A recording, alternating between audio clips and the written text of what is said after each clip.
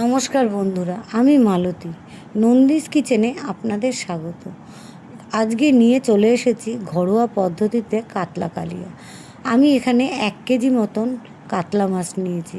প্রথমে মাছগুলোকে ভালো করে ধুয়ে নুন হলুদ মাখিয়ে মিনিট 10 মতন ঢেকে রেখে দেবো, যাতে মাছের মধ্যে ভালো করে নুনটা ঢুকে যায়। এবারে কড়াইতে 100 গ্রাম মতন সর্ষের তেল দেবো। আপনারা চাইলে সর্ষের তেলের বদলে সাদা তেলও দিতে পারেন। আমি সর্ষের তেল ব্যবহার করেছি। তেলটা ভালো করে গরম হলে কিছুটা তেল একটা বাটিতে তুলে রাখবো। এখানে তেল রাখাটা দেখাতে আমি স্ক্রিপ্ট করে ফেলেছি। আপনারা কিছুটা তেল তুলে রাখবেন। আমি চেষ্টা করি সবসময় অল্প তেলে রান্না করার, কারণ বেশি তেল খাওয়া কারোরই শরীরের পক্ষে ভালো না। যতটুকু প্রয়োজন স্বাদের জন্য ততটুকু খাওয়াই বেশি ভালো। এবারে মাছগুলিকে ওই তেলটা ভালো করে গরম হয়ে গেলে কিছুটা তেল তুলে রেখে মাছগুলিকে ভালো করে তেলের মধ্যে ছেড়ে উল্টে পাল্টে ভেজে নেব। ভালো করে উল্টে পাল্টে ভেজে নেব। এবার একটা মিক্সার বা গ্রাইন্ডার বাটি নেব। বাটিতে বাটিতে 1-1.5 চামচ মতন সাদা জিরে, 1 চামচ ধনে, স্বাদ মতন কাঁচা লঙ্কা, 1 থেকে 1.5 চামচ টক দই, আদা, একটা টমেটো দিয়ে ভালো করে বেটে নেব। আমি এখানে আদাটা একটু বেশিই ব্যবহার করেছি। আদা দিলে কাতলা মাছের একটা আঁশটে গন্ধ থাকে, সেটা আর হয় না। মাছের মধ্যে থেকে সেই আঁশটে গন্ধটা আর বেরোয় না, ফলে মাছটা খেতে আরও বেশি ভালো লাগে। এবারে মাছগুলি ভাজা হয়ে গেলে তেলের মধ্যে 2টো তেজপাতা এবং 1 চিমটি মতন সাদা জিরে দিয়ে মশলাটাকে ছেড়ে দেবো। এবারে ভিডিওতে দেখানো যেমন করে দেখিয়েছি তেমনভাবেই মশলাটা দিয়ে দেবেন এবং তার মধ্যে নুন হলুদ দিয়ে ভালো করে নাড়িয়ে চাড়িয়ে কষাবেন। তেলটা যেহেতু এখানে আমরা একটু কম ব্যবহার করার চেষ্টা করেছি, সেক্ষেত্রে মশলাটাকে ভালো করে লো ফ্লেমে দিয়ে কষাতে হবে, যাতে মশলা তলা দিয়ে ধরে না যায়।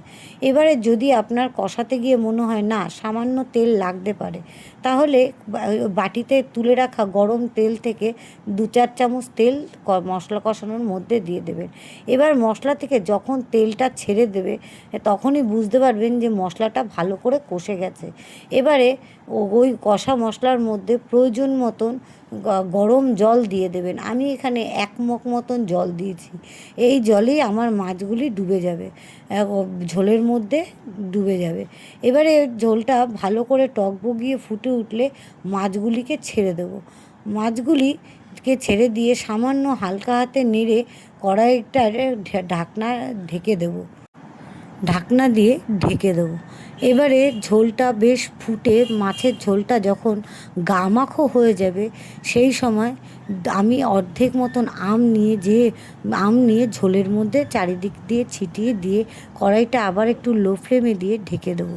যেহেতু গরমকাল, সেহেতু আমি 2-4টে আমের টুকরো দিয়েছি, কারণ আম দিলে একটু হালকা টক টক লাগবে। এর ফলে মাছের ঝোলটা খেতে খুব ভালো লাগবে। আমটা দিয়ে আবারও মিনিট 2-এর জন্য কড়াইয়ের ঢাকনাটা ঢেকে দেবো এবং গ্যাসের ফ্লেমটা লো করে দেবো, যাতে আমের টকটা হালকা বেরোয়।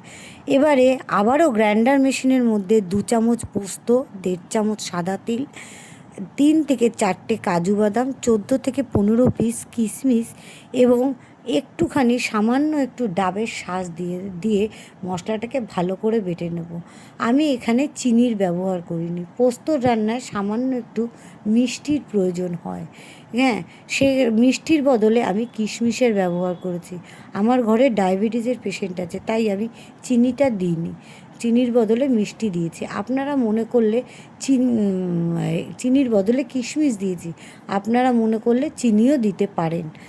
আমি চিনিটা দেওয়ার প্রয়োজন মনে করিনি।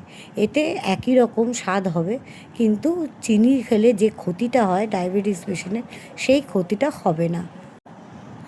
এই কাজু কিশমিশ পোস্ত দিয়ে যে মশলাটা তৈরি করলাম, সেই মশলাটা এবারে ঝোলটা ভালো করে ফুটে একটু টেনে আসলে সেই মশলাটা এবার দিয়ে দেবো, দিয়ে দিয়ে সামান্য একটু নেড়ে চেড়ে হালকা হাতে আবার কড়াইটা গ্যাসের ফ্লেমটা লো, গ্যাসের আঁচটা লো ফ্লেমে করে দিয়ে আবার কড়াইটা ঢেকে দেবো।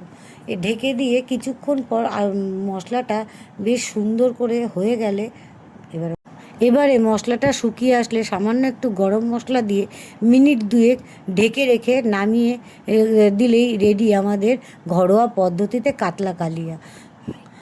যদি